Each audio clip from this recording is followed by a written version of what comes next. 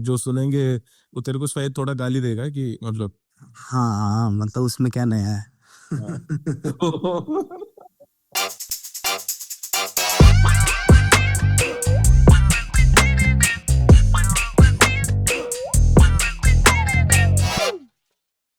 तो कनन, मैंने बेसिकली आपका ट्वीट देखा जहाँ पे आपने एक इलेक्शन को लेके मुद्दा उठाया है कि इन्होंने कैंडिडेट्स रिजेक्ट करवा दिए। एक जो प्रोसीजर होता है किसी के इलेक्शन फाइट करने को, उसको ही एक सॉर्ट ऑफ वेपन बना के किसी कैंडिडेट के अगेंस्ट यूज कर रहे हैं। और ये मैंने भी एक्सपीरियंस किया था जब श्याम रंगीला गया था, तो उसके साथ ऐसा हुआ था कि उसको बेसिकली ओथ किसी ने दिलवाई नहीं और फाइनली उसका इलेक्शन कैंडिडेचर रिजेक्ट हुआ ये बोल के कि आपने ओथ नहीं ली। यहाँ नामांकन स्थल है वाराणसी का और शपथ हमें दिलाई नहीं गई, तो अब जो है हम उस पर टाइम लिखा हुआ है कि आपको 11:59 तक लेनी है और हम इस वक्त पहुंच चुके हैं यहाँ पे और काफ़ी देर हो गई, लेकिन यहाँ पे बात करने के लिए कोई तैयार नहीं है। आज हमें रिजेक्ट कर दिया गया, हमारा नॉमिनेशन रिजेक्ट कर दिया गया। और दूसरा, जब वो कैंडिडेचर भर रहा था तब उसके साथ उसके लॉयर को जाना चाहिए एज लॉ, और जाने दिया नहीं। मतलब वो पहले बार कंटेस्ट कर रहा है, तो आई थिंक इलेक्शन कमीशन का काम है उसको प्रोसीजरली ले जाना उस डायरेक्शन में जहाँ पे उसका कैंडिडेचर वो भर पाए। सो वो क्लैरिटी नहीं होने की वजह से उसका भी रिजेक्ट हुआ था।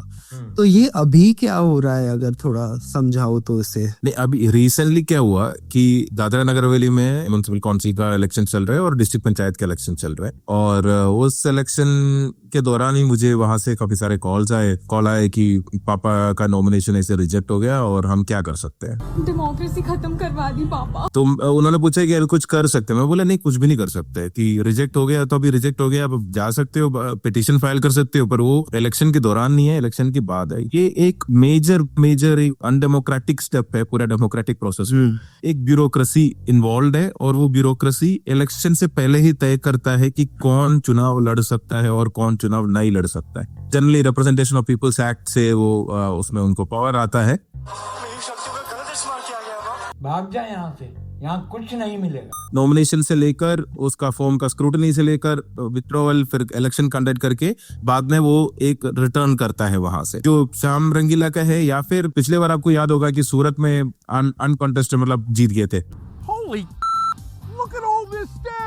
किसी ने बोला था कि जो कांग्रेस के कैंडिडेट थे उनका प्रपोजर के सिग्नेचर वेरीफाई नहीं हो पाया, मतलब जो प्रपोजर साथ में गया, तो उसके कारण या इलेक्शन ही नहीं लड़ पाया। या दूसरा आप याद कर सकते हो 2019 में बनारस में ही एक बीएसएफ का जवान जिन्होंने बीएसएफ में करप्शन के बारे में बात किया था, वो वहां से लड़ना चाह रहे थे और वहां गए और उनको बोला कि इलेक्शन कमीशन से आप सर्टिफिकेट लेके आओ कि आपके ऊपर कोई ये नहीं। ये सारे डिफरेंट रीजंस है कि ओथ नहीं दे पाया टाइम पे। ठीक है, नॉमिनेशन प्रोसीजर ही जो है एक पॉलिटिक्स बनते जा। चुनाव लड़ना आसान करना चाहिए, है ना। अगर मुझे चुनाव लड़ना है तो मुझे लॉयर की जरूरत क्यों है? मैं नागरिक हूँ, मेरा कॉन्स्टिट्यूशनल जो बोला है कि 25 साल है, जो रिक्वायरमेंट है लड़ने के लिए वो है, मेरे ऊपर कोई कन्विक्शन नहीं है, तो काफी है ना। कॉन्स्टिट्यूशनली इंडियन सिटीजन है, ये कॉन्स्टिट्यूशनल बोला हुआ है कि क्या क्वालिफिकेशन है क्या डिस्क्वालिफिकेशन, ये दोनों चीजें बताए हुए है। तो उसके ज्यादा मुझे इतना बड़ा एक लीगल टीम की जरूरत क्यों है इंडिया में इलेक्शन लड़ने के लिए? Did you know that you have rights? The Constitution says you do, and so do I. जो रिटर्निंग ऑफिसर है या फिर इलेक्शन ऑफिशियल्स है, वो मुझे फैसिलिटेट करना चाहिए ना, उनको मेरी मदद करना चाहिए कि हम आपको हेल्प करेंगे, आप चुनाव लड़ना चाहते हैं। ये इलेक्शन जो है ब्यूरोक्रेसी का टेस्ट नहीं है, ये आपको फॉर्म भरना आता है कि नहीं आता। ये इलेक्शन जो है डेमोक्रेसी का टेस्ट है।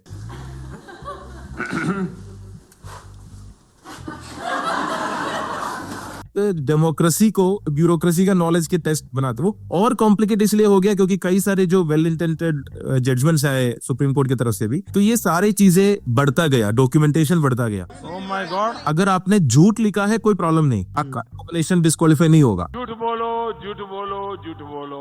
पर अगर मान लीजिए अपने कॉलम अपने खाली छोड़ दिया, ठीक है, अगर पूरा नहीं हुआ, कहीं पे एक छोड़ दिया, उसके बेसिस पे आपका रिजेक्शन हो सकता है। तो मतलब डिसऑनेस्टी इज नॉट पनिश्ड। आपने अगर नाम मान लीजिए प्रपोजर क्या किसी का जो है गलती से टाइपो हो गया, ऐसे कोई भी चीज बोल के ये बोल सकते हैं कि आपका nomination is not right and hence it is rejected. का तो चुनाव लड़ने का अधिकार ही वहीं खत्म हो गया। बात तो सही है। दादरा नगर हवेली के केस तो बहुत ही ज्यादा आउटराइट पॉलिटिकल था, क्योंकि 9 जगह सीधा रिजेक्ट ही कर दिया, सिर्फ मतलब भाजपा लड़ रहा है, तो आसान कर दिया ना। रोज आते हैं इस उम्मीद पे आज जीतेंगे, कल जीतेंगे, परसों जीतेंगे, रोज हारते हैं।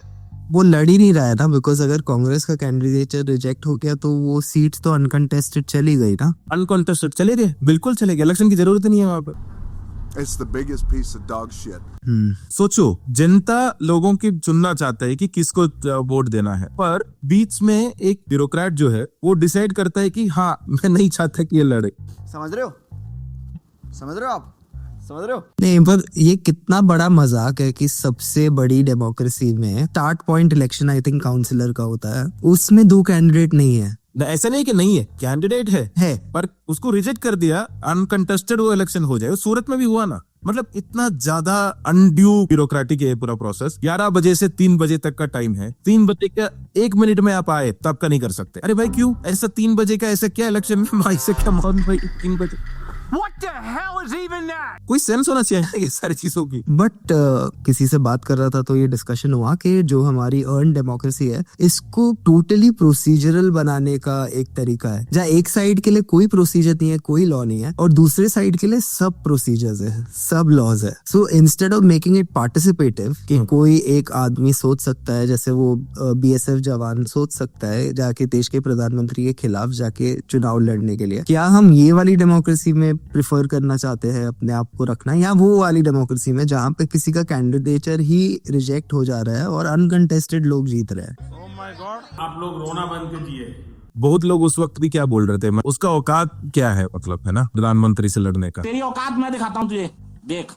तो नागरिक हो ये होना काफी नहीं है कि एक चुनाव लड़ने का, उसके लिए उसका राइट है कैंडिडेट होने का। और सोच लीजिए कि 15 के 15 में भाजपा का एक भी नहीं कैंसिल हुआ, ओह माय गॉड, और 9 जो है सिर्फ कांग्रेस का हुआ। मैं तो रह चुका हूँ, RO रह चुका हूँ। तो आप हेल्प कर सकते हैं, तो जिनको आप चाहे आप उनको करे, जिनको आप नहीं चाहे आप उनको ना करे। सोचो, मतलब लोकतंत्र में चुनाव लड़ने का अधिकार है या नहीं, वो आपका फॉर्म कितना अच्छे से आप भर सकते हैं उस पर वो है।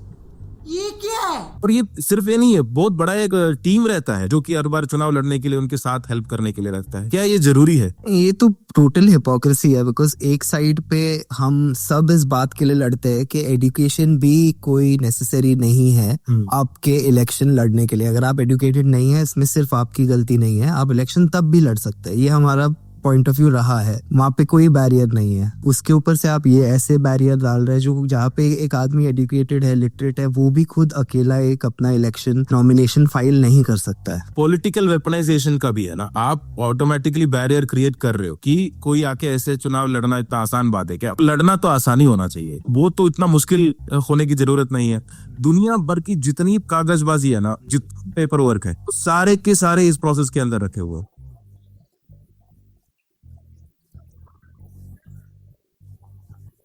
नहीं, ये सारी प्रोसेस जो है इतना डिफिकल्ट किया हुआ है, अल्टीमेटली एक रिटर्निंग ऑफिसर की डिस्क्रिप्शन या आर्बिट्रेरियस पे डिपेंड होता है। और ये कितने लोगों का डिसीजन, बेसिकली एक रिटर्निंग ऑफिसर जो अब आया है, अब चले जाएगा, वो कितने लोगों की लाइफ इंपैक्ट कर रहा है by taking these powers and using it as a weapon. They are taking away the power of the people to choose their representative. और ऐसा नहीं है कि वो सबके खिलाफ कर सकते हैं। अगर कोई पावरफुल लीडर है, चाहे कोई भी हो, तो किसी का हिम्मत भी नहीं होगा ये करने के लिए। एक तो ये पेपर वर्क के कारण तो आप रिजेक्ट करना ही नहीं चाहिए। पेपर वर्क में कुछ कमी है, उसके कारण आप चुनाव लड़ने का वो बाद में कर लेना, कोर्ट में चले जाइएगा, इलेक्शन तो करने दो। पहले उल्टा कर सकते हैं ना, पहले उनका इलेक्शन लड़ने का राइट ही हटा दो, उसके बाद आप उनको बोलो कि जाके केस लड़े। उससे बेटर है कि वो इलेक्शन लड़े। इलेक्शन लड़ने के बाद लगता है कि वो जीत गया पर उनकी नॉमिनेशन खराब है, तो अगला ऑटोमेटिकली हो जाएगा। वो राइट तो एस्टेब्लिश हो गया ना कि इलेक्शन लड़ने का। अगर मुझे लगता है कि मान लो मैं आ रहा हूँ और आपने आके नॉमिनेशन पेपर दिया, मैं बोल सकता हूँ कि ये 10 चीजें आप इसमें कमी है और मैं आपको 48 घंटे दे रहा हूँ, 48 घंटे में आप कर दीजिए मुझे। ये तो एक बेसिक चीज तो आप कर सकते हैं ना। ये कौन सा है कि लास्ट डे का 3 बजे आपने नॉमिनेशन फाइल कर दिया और 3 बजे के बाद जो है आप कोई करेक्शन ही नहीं कर सकते। तो इसके कारण चुनाव की एक मेजर अमाउंट एफर्ट जो है, वो नॉमिनेशन हमारी फाइल हुए कि नहीं, हम एक्चुअली लड़ सकते हैं कि नहीं, और इसमें क्लियर है कि RO का डिस्क्रिप्शन है। जो भी डिफेक्टिव सब्सटैंशियल बोल सकता है, उसके बेसिस पे आप रिजेक्ट कर सकते हो। There is no remedy to it. आपकी चेहरा ही पसंद नहीं है, आपको नॉमिनेशन करने से रिजेक्ट कर दिया। शक्ल देखी है अपनी, कमजोर कौवे की तरह दिखता है, इतना पतला सिर्फ तुझे देखा है या नटराज की पेंसिल? आपके पास कोई रेमेडी नहीं है एक्चुअली अभी। It should be completely the other way. सोचो, ओथ अभी भी वो ब्रिटिश एरा वाला टाइप की ओथ की कंसेप्ट है कि कोई मजिस्ट्रेट के सामने, RO के सामने जाके हम ओथ लेंगे। क्यों? तो ये जो बहुत ही आर्काइकल कंसेप्ट है ना, उसी के बेसिस पे चल रहा है। पिछले इलेक्शंस देखा 2024 में, अभी जो हो रहा है, अभी अगर ये प्रोसीजर को ही पॉलिटिक्स मान के चले तो वोट चोरी से तो ये चुनाव चोरी तय आ जाएगा। आपका लड़ने का हक ही हट गया तो फिर तो वोट तो करने की जरूरत नहीं है ना, वोट चोरी की करने की जरूरत नहीं है। आपसे खतरनाक इस देश के लिए कोई हो नहीं सकता। हाँ ठीक है, तो ये तो मोदी जी की यही खासियत है। There has to be a window जहां पे स्क्रूटनी हो गया, स्क्रूटनी के बाद ये 4 चीजें आपकी खामी है, आप मान लीजिए 24 घंटे के अंदर इसको रेक्टिफाई करे। अगर 24 घंटे के अंदर रेक्टिफाई नहीं करते तो ठीक है, आप माना जाएंगे कि आपका डिस्क्वालिफाइड है। 24 घंटे के अंदर तूने इस मुसीबत को यहाँ से फुटाया नहीं ना, तो मैं तुझे वोट में चढ़ने नहीं दूंगा। तो अपॉर्चुनिटी तो देंगे ना। और ऐसा नहीं है कि पूरे देश, जर्मनी, कनाडा, यूके, ये सब फैसिलिटेटिव प्रोसेस से चलता है। हमारी जनता की जो इलेक्शन की प्रोसेस है उसको एक पनिशमेंट की तरीके से क्यों देख रहे हैं? तुम्हारा हिम्मत कैसे हुआ इलेक्शन लड़ने का? तो वो चॉइस है हमारे लिए। ऐसा सिस्टम चाहिए जो नागरिक को एनेबल करे, वो पार्टिसिपेटरी बनाए इस प्रोसेस में, ना सिर्फ वोट करने का बल्कि खुद लड़ने का। ब्यूरोक्रेसी इलेक्शन की फाउंडिंग प्रिंसिपल होना चाहिए या डेमोक्रेसी इलेक्शन की फाउंडिंग प्रिंसिपल होना चाहिए? This is the question I think commission should answer. This is actually, और प्लस जब ऐसे इलेक्शन होते हैं, हर इलेक्शन के टाइम पे अगर एक पार्टी इस पे ही फोकस करे कि इलेक्शन कमीशन क्या गलत कर रहा है, तो जहां वो 6 सीट लड़ भी रही है उस पे कैसे वो टाइम दे पाएंगे, या how will they be able to park their resources and power towards. भागदौड़ मच जाते हैं ना कि रिजेक्ट हो गया, ये हो गया, और अभी पता चल रहे तो आप लड़ ही नहीं रहे, रिजेक्ट ही हो गया और आप कुछ कर भी नहीं सकते। मैं वही बोल रहा हूँ, उन्होंने जब पूछा ना कि ऐसे ही होता है क्या इलेक्शन से, कि रिटर्निंग ऑफिसर जो है रिजेक्ट कर ले और हम कुछ कर ही नहीं सकते, और हाँ कुछ नहीं कर सकते। लेकिन तू कर भी क्या सकता है यार? हाँ, मैं कर क्या सकता हूँ? मैंने है ना फैसला किया है। करेक्ट फैसला किया।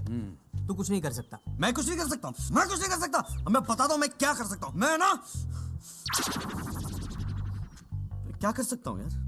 वो तब तक ठीक था जब तक इसको पॉलिटिकली वेपनाइज नहीं किया गया, तब तक लोगों ने इसके बारे में ज्यादा बोला भी नहीं। पर जब इसको पॉलिटिकली वेपनाइज कर रहे, सबसे बुरी बात यह है कि ये लीगल है, तो returning officer has full powers, reject करना है नहीं करना है। एब्सोल्युटली, ये सारी चीजें इतना ज्यादा आसान किया जा सकता है, पर पूरा प्रोसेस जो है इसको मुश्किल बनाने की ओर है, आसान बनाने की ओर नहीं है, और मुश्किल बनाया जा रहा है। एक टाइम पे ये सुनने में आता था कि politics is a serious profession, और ये हिसाब से जो चल रहा है, मतलब नॉमिनेशन फाइल करना ही एक जॉब हो गया है। नहीं, हर एक पार्टी का जो है, पॉलिटिकल पार्टी का पूरा एक वार रूम टाइप कुछ चलता है, जो फॉर्म का वेरिफिकेशन का सबकी लीगल टीम रहता है, वो ये चेक करता है। इतना बड़ा एक सेटअप सिर्फ ये सारे चेक करने के लिए, इतनी सारी पेपर वर्क, कागज की कार्रवाई करने के लिए। मतलब दुनिया की सबसे बड़ी डेमोक्रेसी बोल रही है कि हमें और पॉलिटिशियंस की जरूरत नहीं है, हम अपने में चला लेंगे, लाइक और कोई नया आ नहीं सकता बिकॉज ऑफ दीज रूल्स। मतलब दुनिया की सबसे बड़ी डेमोक्रेसी जो है कागज के में डूबी हुई है। That is, we don't actually have a record कि कितना हमने रिजेक्ट किए। ऐसे कुछ कमीशन देखते भी नहीं है, ना ही उस पे कोई रिव्यू करते हैं, ना वो पूछते हैं बाद में कि भाई इस बात पे क्यों तूने रिजेक्ट किया। इसको स्टडी करने के लिए, उसको रेक्टिफाई करने के लिए, रेमेडी करने के लिए भी कोई स्टेप नहीं लिया जा रहा है। चुनाव पोलिंग बूथ पे नहीं होता ना, पोलिंग बूथ तो आखिरी है, मतलब आखिरी मान लीजिए, फिर काउंटिंग भी है। फ्री एंड फेयर इलेक्शन अगर करना है और एंट्री पॉइंट पे ही आपने अलग अलग मापदंड किया है, तो फिर पूरा प्रोसेस ही आपने वो कर दिया ना। होपफुली जुडिशरी अगर इसमें स्टेप इन करके कुछ कर सके तो वो भी एक पॉसिबिलिटी। जुडिशरी ने और कॉम्प्लिकेट किया है क्योंकि सुप्रीम कोर्ट का जो अंडरस्टैंडिंग ऑफ इंडियन इलेक्शन है, सॉरी टू से, वो बहुत दूर से है, वो करीब से उसको देखते नहीं है। तो उनका जो हमेशा ये रहता है कि क्योंकि इलेक्शन कमीशन भी एक कॉन्स्टिट्यूशनल बॉडी है, तो हम उधर नहीं जाते। इसलिए तो एक आरओ ने रिजेक्ट किया तो उसके बीच में वो रेमेडी, मतलब अपील करने के लिए भी वो एंटरटेन नहीं करते। इलेक्शन तो मैं हार ही गया, जिस दिन आरओ ने डिसाइड कर दिया कि नहीं लेना है, तो मैं तो हार ही गया वो इलेक्शन, और कोई जीत भी गया उसी दिन, और कोई जीत भी गया। या ये सही है मुद्दा, हमें लोगों के बीच में लेके जाना चाहिए इसको। थैंक यू क्लैरिटी देने के लिए। Thank you.